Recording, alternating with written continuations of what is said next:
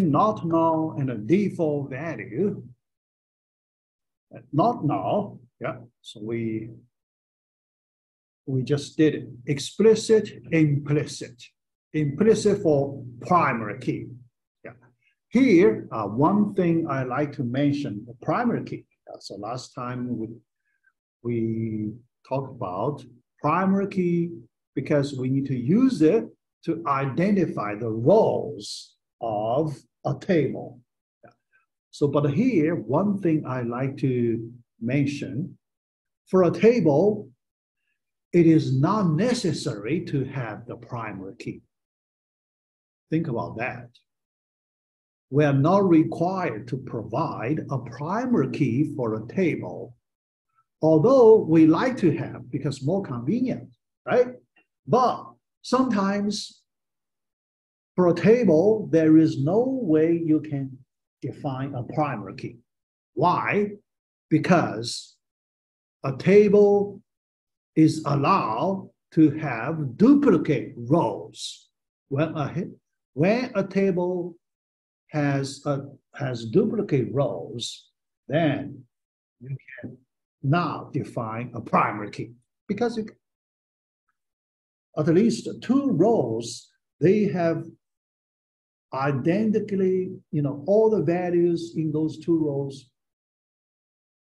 equal, the same, identical, okay? How can you define a primary key to identify those two rows? There is no way to identify those two rows if they have identical values, couple values, identical. Yeah. All right, so that's one thing I like to mention for the primary key. All right. Then default value, so that's the second half. And sometimes if a user does not provide value for a field, we like to provide the DBMS, a default value. Okay, yeah. So that's another convenient way so we can, get a unknown value resolved. Okay, all right. How to? By appending the clause default value. Okay, default, yeah, that keyword, then you provide a value after it. That symbol. Okay, so the default value is used in any new tuple if an explicit value is not provided for that attribute. That's straightforward way. Okay. All right. If no default clause is specified, there are, these two possibilities. You need to look at if you add that not null constraint. Yeah, because if you do not put that not null constraint, null value is allowed, right? Yeah, just use the null value. Yeah, okay. But you may add a not null value. Yeah, based on your business requirement. You do not allow null value for that particular field. Okay, yeah. Because for the business, so that value is very important. You do not allow the entry is entered without that value. Okay, in that case, insertion rejected. That data entry cannot be entered. Okay, yeah. Yeah, so that's the, not null and the default value. Straightforward way to use. All right, so we finished part C. Okay, so let's go to part D.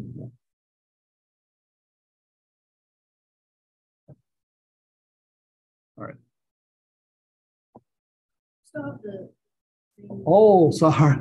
Yeah, I forgot to dismiss it. All right, yeah. You can tell me earlier. Yeah. All right, yeah. That's fine. Pretty simple, so you can understand easily. Yeah. All right, good. Yeah. So always, because, oh, I need to look at that screen so I can see it. All right, now, part D.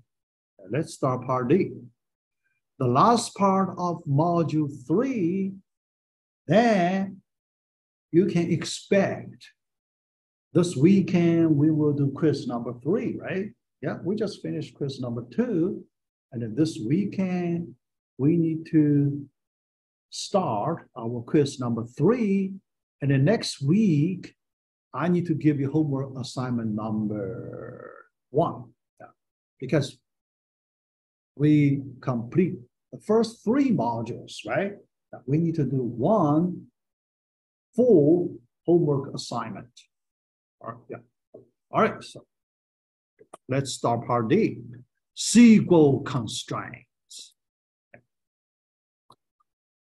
So in this part, let us study the details of SQL constraints. Yeah. Several important cases that we need to go to the details. I mentioned some of them, but we need to study more details. D.1, create user-defined constraints. User-defined constraints. So comparing with part C, we define some simple constraints. Those constraints not user-defined. Those constraints just, we use the clauses, SQL keywords, clauses, we define simple constraints. But those constraints, many times, not enough for our business. In our business, we may need to define relatively more complicated constraints. Here, we need to learn those relatively more complicated constraints, user-defined constraints. All right, so let's start. Constraint name. All right, I see a chat message. Yeah, let me check it. All right. Yeah, okay. Amajad Tulasi. All right. Yeah, all right. Don't worry. Yeah. I'll check it. Oh, yeah. I'll check it. Yeah. Constraint name. When you define a constraint, it's better to provide a constraint name. Although, if you do not provide a name, it's legal. Yeah, it's legal. But the problem is later, if you want to modify that constraint, it's hard. How do you refer to that constraint without name, right? How do you tell DBMS, I need to modify that particular constraint? Okay, yeah. So, all right. So let's see. To provide a name, pretty straightforward. Yeah. All right. Oh, yeah. Because when I click that chat message, I couldn't. My remote control is disabled, so I need to, restart it to enable it. That's something not convenient. Okay, all right. Not enabled. Okay. A constraint may be given by a constraint name following the keyword constraint. Pretty straightforward. Yeah. So we will see some examples. Yeah. Properties of a constraint name. Giving names to constraints is optional. Yeah. The names of all constraints with a particular schema. We know here, the schema we're talking about a particular database. One schema corresponds to one database. Okay, particular schema must be unique.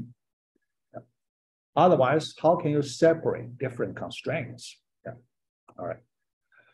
A constraint name is used to identify a particular constraint in case the constraint must be dropped later and replaced with another constraint. Yeah. So that's the main reason we need to use that name. So drop it, replaced, modified, then replaced. You redefine, you override the old definition of that constraint. You override it. Yeah. Okay. Yeah. Remember that alter statement. Yeah. You can change that any constraint. Yeah. All right.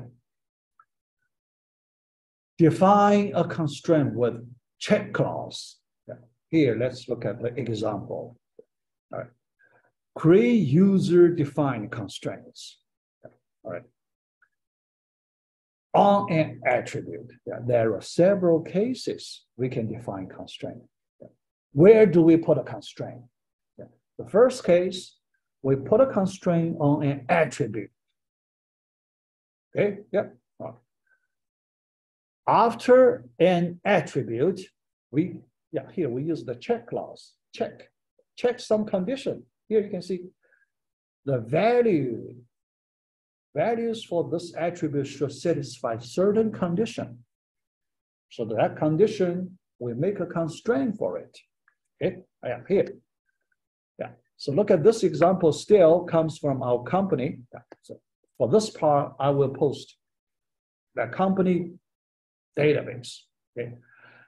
In that database, there is a table called a department table. Okay. In a department table, department number. So we need to define that field. For that field, integer data, not null, check. Then we need to put a range for the department number. That's the constraint, range, check. Okay. Check the condition, check clause, specify the range. D number greater than 0 and a D number less than 20. So this one, then the DBMS will enforce this condition, check. Okay, so when a new department entry is entered, you need to provide the value for D number and the range for the D number must be in this range, and DBMS checks it automatically. Yeah. So you do not need to worry about it. Yeah. DBMS will check it automatically. Okay. Yeah. But here I like to mention, yeah. So when DBMs check it, you need to be aware of the behavior of DBMS.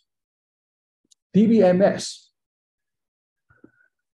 let's assume one D number is not in this range, happen to be not in this range. So that's a violation of this constraint. When that happens, the data entry is rejected. Okay, rejected. Yeah. But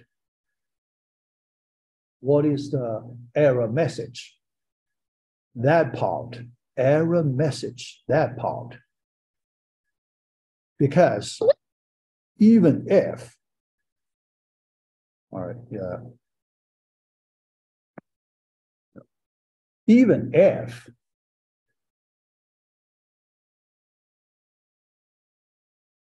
something is wrong with the DBMS, that message usually will not be sent to the users. Okay? Yeah. Because think about DBMS, it is running at the back-end server. DBMS, there is a database server at the back end. So it's running there. Even if an error message produced, it is in that server. And the users, they do not have access to the backend server, so they won't get any error message from the DBMS. Okay, for us, you know, even when we work on the same machine, but our interface usually it's a web browser, right? Web browser. So you couldn't receive the error message from the DBMS. Okay, what do you see? No data entry is entered successfully. At your interface, you hit the button, enter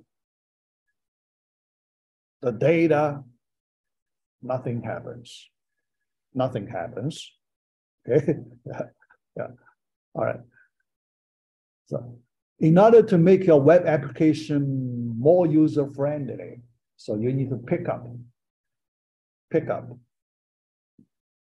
that possible error, and you will provide your users appropriate message.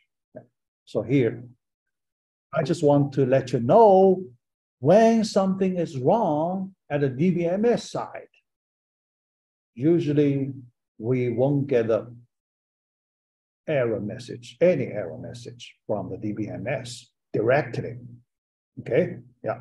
So, all right.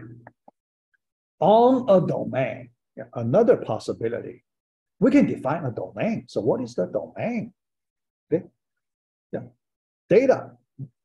So, when you describe the data range for a field, sometimes you need to define a domain. Yeah. Because the domain, you know, you define the legal range for a field, and that domain you may need to use multiple times. In that situation, you may define a domain. Otherwise, if you only use once, then you define a domain or not. So it may not be very important. Yeah. So the reason you define a domain, you may need to use it multiple times. So you do not need to define it every time. You just define once, then you apply that domain to all the other fields that take the values in the same domain. Okay, yeah, here, after a domain definition, so we define a domain. Okay, yeah, so how to define a domain? All right, create domain, you need to give a domain name. Yeah, here underscore num, because later when you apply this domain on a particular field, you just use this name. Take the values in this domain. Okay, yeah. So D underscore num as then your description of your domain. First, it's an integer value. Yeah. But still, you need to add more conditions. Yeah. Then the range for it. Check. D underscore num greater than 0 and a D underscore num less than 21. Okay, yeah. Suppose this range of data could be used multiple times. Annoying. Yeah. So I like to dismiss it. Multiple times. Then you just put the domain name D underscore num at the end of one field. You like to, apply this domain. Yeah. Okay. Yeah. Then on the table, yeah, constraint on the table. Yeah. after a table definition, tuple-based constraints. So this time, you want to apply some special condition on a tuple-based constraint. Yeah, look at this example. Create, all right, so the table definition, the normal definition. Then at the end, check clause. In the check clause, we want to put a condition. Here it's a simple condition. Check this inequality. Department create date. So department manager, the department is created. Some date should be less than or equal to the manager's start date. Some logic, right? Some internal logic. But if you do not define this constraint, the DBMS cannot apply this condition. Even if for business people, it's common sense, right? It's common sense. But you have to write it out explicitly. Otherwise, DBMS won't enforce this condition. All right, just simple examples. So you only need to know the capability. So what kind of constraints you can define. All right. Another one, I mentioned a little bit last time, but last time because we just talk about in some abstract way. And this time we will see the more concrete examples. D.2, referential integrity constraint. Foreign key, that's the foreign key case. Referential integrity constraint. Foreign key, a little more complicated. Because there are usually two tables involved. I say usually, because there is some special case, only one table involved. We will look at that special case later. Usually, most of the time, two tables involved. All right. Referential integrity constraint. The goal, maintain consistency among tuples in two relations. The first relation refers to the second relation. So there is that kind of relationship. All right. In that situation, think about if you change the value in one table, you may need to modify the value in another related table. So think about that. So what? Between two relations. Referencing relation, R1, table 1. So we call the referencing relation. Table 2, referenced relation. All right, R2. Notations. All right, so here, in order to use two tables to describe, so here we use these simple notations. In table 1, we take one tuple T1, a tuple in R1. Then table 2, T2 in table 2. So there is some connection between them. All right, so let's look at an example. Still in that company database. In the company database, we have these two tables. The first one, employee table, R1. The second one, department table, R2. So you can see, we know employee and department, there is some straightforward relationship. Each employee must be in one of the departments. Yeah. But the question, how do you specify that relationship? Okay. Here we use a foreign key to specify it. Okay. Yeah. How? Yeah. T1, tuple 1 in employee table, one row for one employee. Okay, yeah.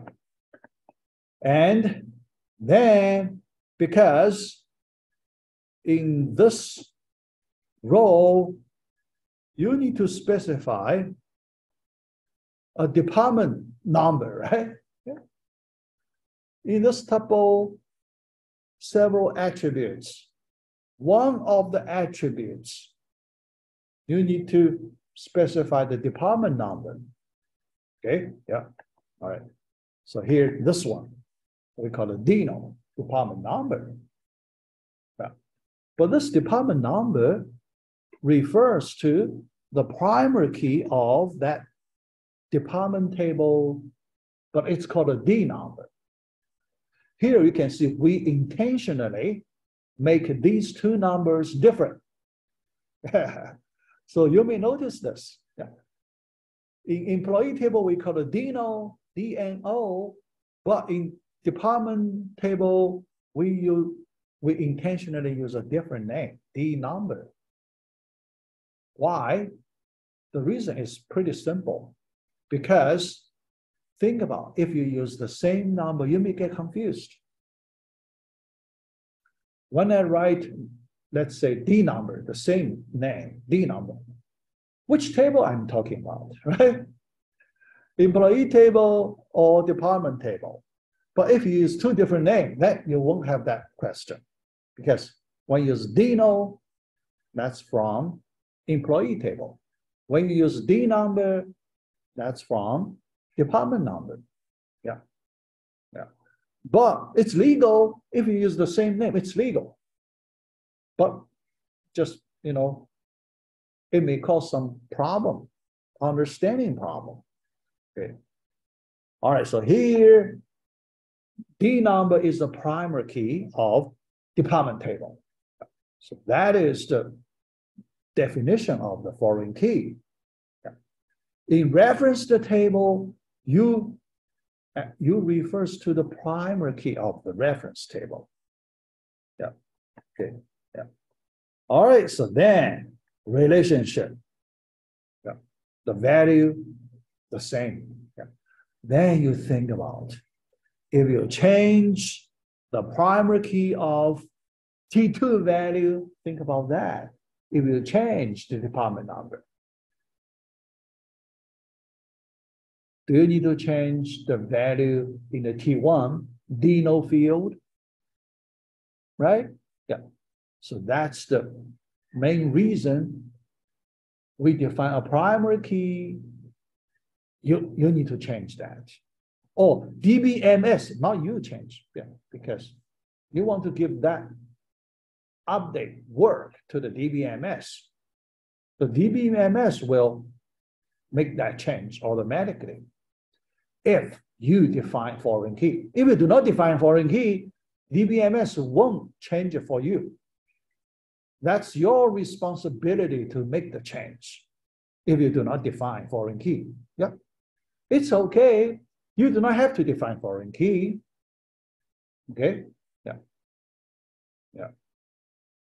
All right, yeah. So here, the foreign key, you need to use the, referential integrity constraint to define foreign key. Okay, yeah, yeah. Yeah. So here, based on my experience, I want to make some comments a little bit based on my experience, because I developed some real-world applications. Yeah. So sometimes I need to use foreign keys, yeah. But I noticed one typical behavior I noticed. So that is when you define foreign key constraint, although the DBMS can enforce the data change, But that usually that will cause performance slow down significantly. Actually, you can notice that, or at least sometimes you can notice, slow down. Yeah. So I remember that kind of experience before. So then for that reason later, so I feel why that much slow, okay? Yeah, so later I have to drop that foreign key, then it will be much faster. Yeah. So that problem,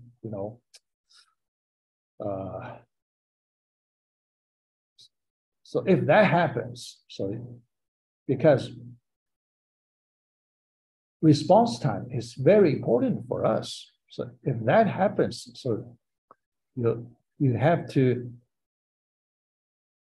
you have to make it faster, even if you do not define the foreign key constraint. Okay, then you need to make sure data consistency by yourself. Okay, yeah. So manually, you need to do some work. Make sure data consistency. Okay, yeah. All right. Another case.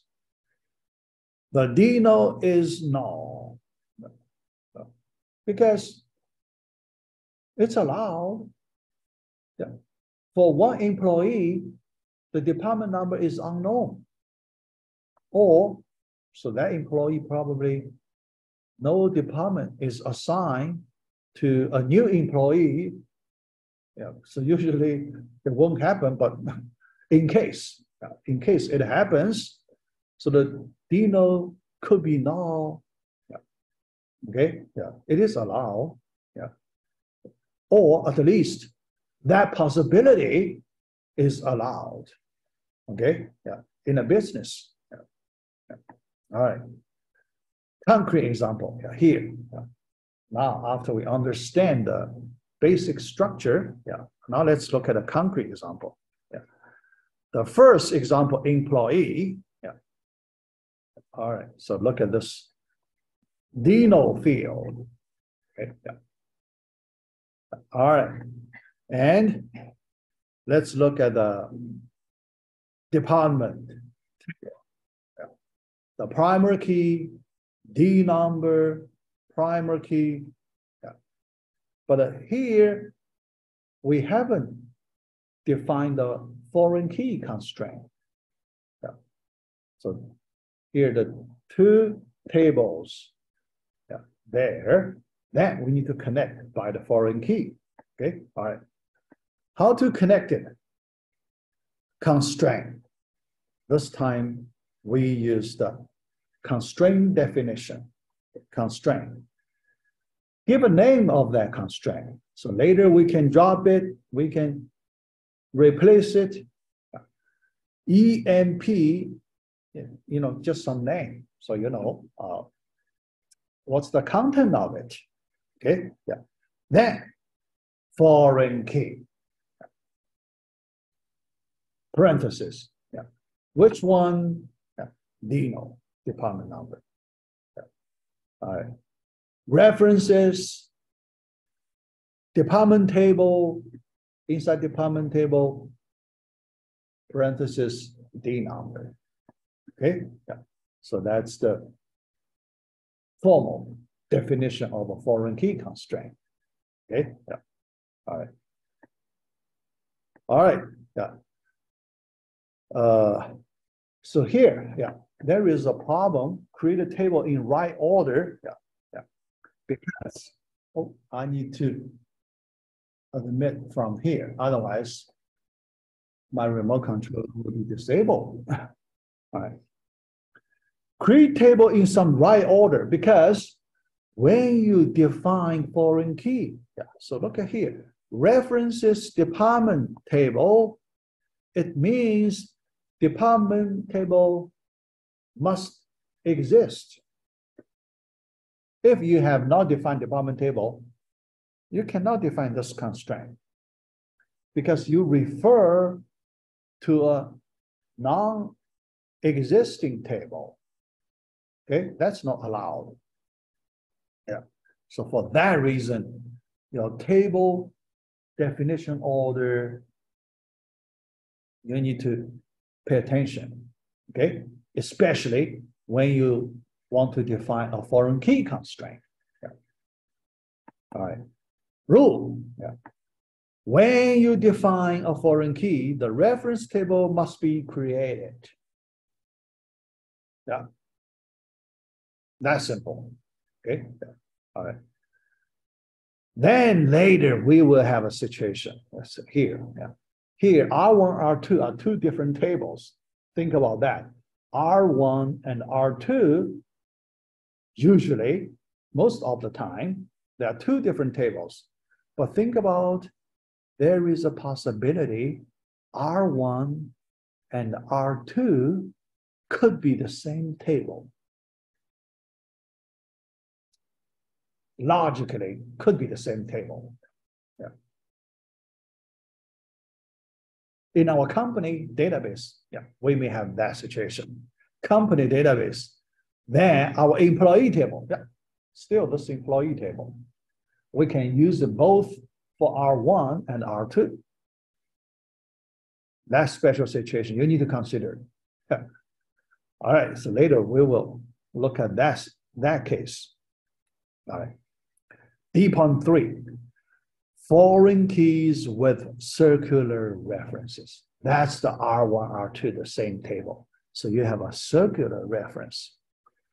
A table that references itself. You form a cycle.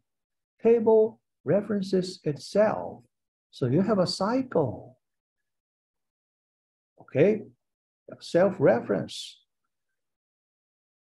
You can find a way to do that, but you need to do it in the right way. Otherwise, contradiction, you cannot define that foreign key. Yeah. So let's look at that example. All right. Foreign keys with circular references, that example. Okay. Meaning of circular reference. What are we talking about here?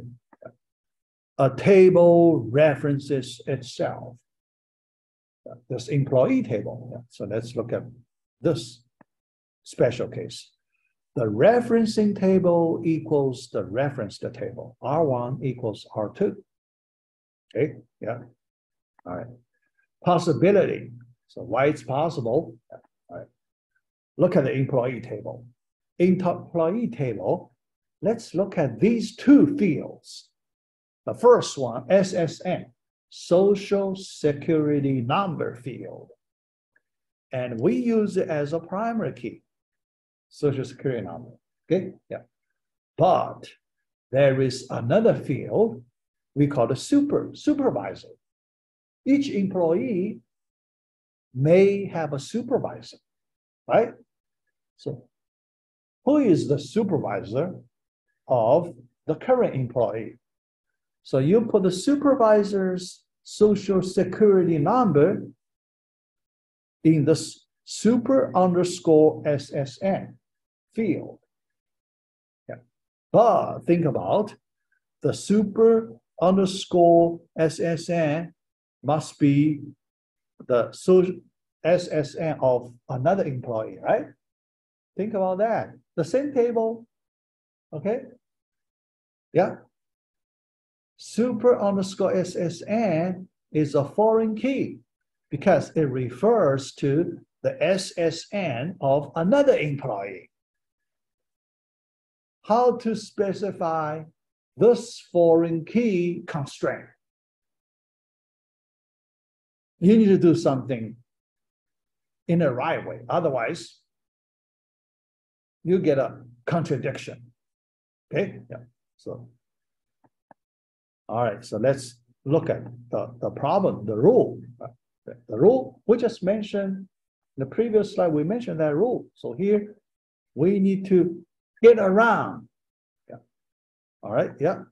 When you define a foreign key, the reference table must be created. Yeah. So we have this rule before But here, this time, think about. Now, think about if we define this table, when we define it, if we want to define a foreign key at the same time, we have the trouble. Why? Because this table has not been created when we define it. Think about it. This table does not exist when we define it, right? Yeah, because when we define it, we haven't run the SQL statement. We haven't run it. We haven't executed the SQL statement, okay? Yeah, before we execute the SQL statement, it does not exist, right? Okay, or when we execute, yeah, before the SQL command completes, it does not exist, all right? But when you execute the SQL statement, you need to refer to that same table, then the SQL, then the DBMS will treat it, that table non-existing table. So you have the problem. Self-reference, you have the problem because the table does not exist. How can you refer to a non-existing table? Okay, yeah, so that problem, yeah. To solve, yeah, another way, delay foreign key constraint definition, right? You do not have to define the foreign key when you define the table. You can delay it. Later, you can use that alter statement. Think about alter statement. Here, alter statement is important. Otherwise, we couldn't define the self-referencing foreign key. We need to use that alter statement. Yeah. All right. How to define a foreign key that refers to a table that has not been created? Just delay until the table has been created. Okay, yeah. Solution to circular references. Right. Solution steps. All right. Do not define the foreign key constraint within the referencing table. Okay, yeah. Although usually it's convenient, but for self-referencing case, you have to do things differently. Yeah. Yeah.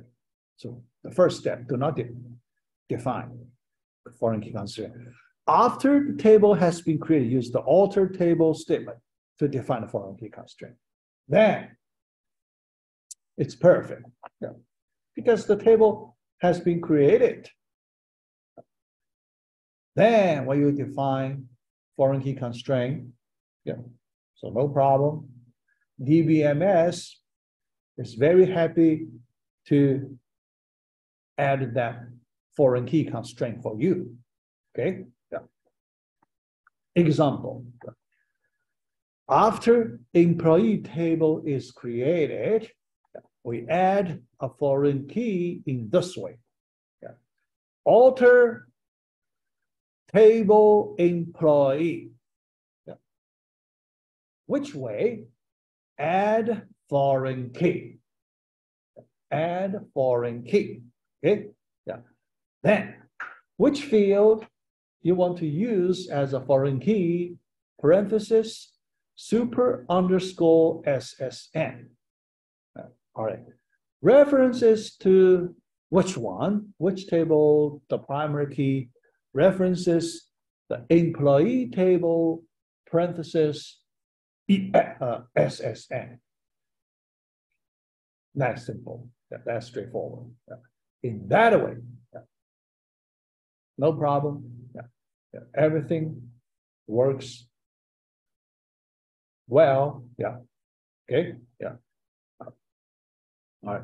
So this is a special case. Okay. Yeah. But you can see our employee table situation like this could happen. Yeah. Could happen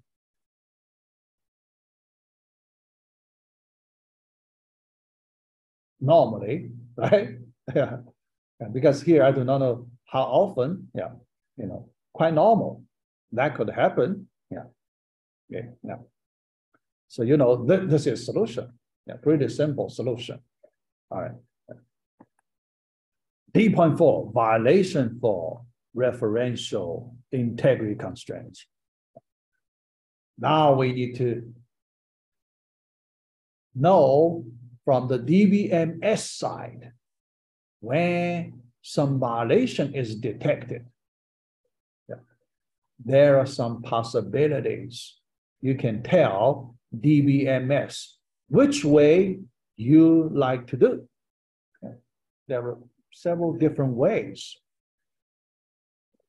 But you need to tell there is a default way. If you do not say anything, you take the default way. But sometimes you may like to tell DBMS to do some special way. Yeah. So in this D.4, yeah, so we can see those options we can take. All right. When referential integrity constraint is violated, okay, yeah, violation situation. Why we have the violation? Think about that. Yeah. Because you may modify the value of a related field, related tuple. Yeah, let's say tuple. Okay. Yeah. When tuples are inserted or deleted, when you insert a tuple, is it possible you may violate the foreign key constraint? It's possible, right? Think about R1, R2. Yeah. Yeah. So let's say R1, R2. When we insert a new tuple T1, we need to specify the value that makes sense in R2, right? Think about if the value does not exist in table R2, is that a violation? Yes, it's a violation, right? Yeah. So when you insert a new tuple, a violation could occur. Yeah. Deletion could also occur, right? Think about in R2 table, R2 tuple is referenced by T1 tuple in R1, but you delete R2. T1 references T2, but you delete T2. How can how do you deal with the corresponding value in T1? That's a violation, right? Yeah. So deletion, you may get a violation. Okay, yeah. All right. When a foreign key or primary key attribute value is modified, yeah. Modified, another possible violation. Yeah. A value to be referenced is modified. There are several other tuples refer to the same value in R2, but that T2 in R2, that value, primary key value, is modified for some reason. How do you deal with that value to be referenced in R1? Right? Yeah. Violation. Yeah. Okay. Yeah. Default action. Yeah. By default, if that happens, you do not tell DBMS what to do, which option you like to take. So DBMS takes the default action. So what's the default action? Reject the update operation that will cause violation. Yeah. That's the straightforward response. There is a violation, but you do not tell DBMS how to do. So the DBMS does not know what is the right way to do. So the best way, rejection. Do not allow you to make that change, okay? Because that could cause some problem. And then you do not tell DBS how to solve that problem. So rejection, the first default action, rejection. Optional actions. So because that's not convenient. If you get a rejection, you have to find a solution to fix it. So you need to fix it manually. But if you know what is the right action to take, you can tell DBS to take the right action, then it becomes automatic. That change will be automatic. So that will be more efficient. So here, let's look at the optional actions. Okay. All right. Referential triggered actions. You see this keyword, triggered. Okay. Remember, I talked about this trigger thing before. So we can call it some advanced feature in DBMS, trigger thing.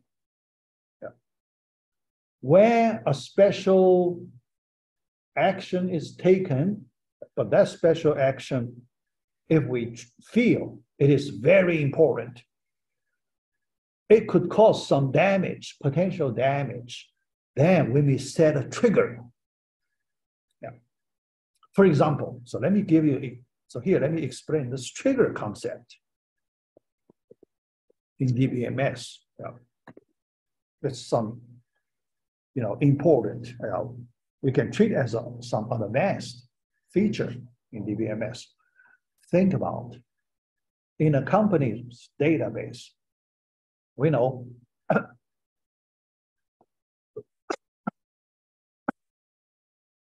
we maintain users when we create accounts for our users or for our employees, accounts. For each employee, we need to provide username, password, right? Username, password. So that's very important, that information. Think about when a user, when an employee changes password, for security reason, okay?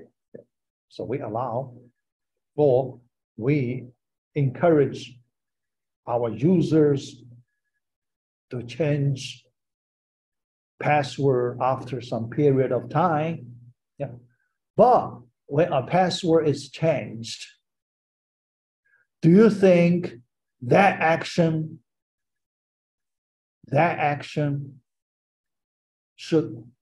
you should send alert, right? Because password is changed.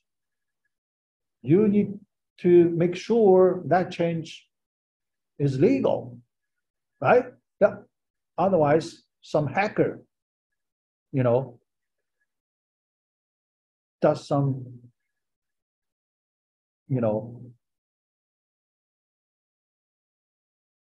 change. So when that happens, here, let's say when a password is changed, you need to set a trigger, okay? Trigger, automatic trigger. That trigger is connected to a special action. You can define that action. So what is the action? The action, for example, you can send email to system administrator. How about that? To, give some alert. Oh, someone changes password, user, So you need to check it. You need to contact that employee if that change is legal or not. Things like that. That's just example. So there are many situations in a company, you know, you may need to use the trigger feature. Yeah. So here, yeah, it's a special case, referential triggered action. Yeah. Because here it's a simple case. Yeah. That trigger I talk about, so that's a, you know, more complex case. So here it's a simple case. Here, we just use the first option, set null. Okay, set null. When there is a violation, yeah, okay, so the value reference not quite right. Okay, yeah, so not valid, you know, you just set value deno, for example, deno, the deno value does not exist. In R2 table, you do not reject it.